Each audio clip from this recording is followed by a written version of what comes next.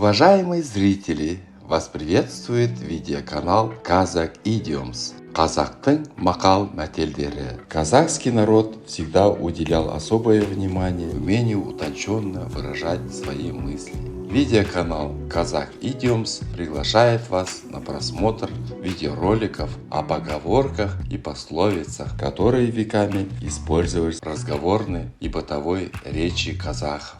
Видеоматериалы сопровождаются переводами на русский язык и примерами применения в разных ситуациях. Представляем вашему вниманию следующую казахскую поговорку. Өзіңді жолбарыс деп санасаң, басқаны арыстан деп біл.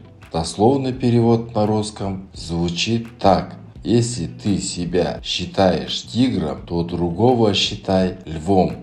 В этой поговорке заключен глубокий смысл о том, что нельзя недооценивать людей, особенно если они твои соперники. Рассмотрим следующий пример, каким образом она может использоваться в повседневной жизни. Проходит шахматный турнир. Один из спортсменов не забывал слова своего тренера перед игрой. Өзіңді жолбарыс деп санасаң, басқаны арыстан деп біл. В итоге он выиграл партию, так как не расслаблялся и серьезно относился к сопернику. Надеюсь, что эта поговорка поможет лучше понять казахский менталитет. До новых встреч, сау болыңыздар!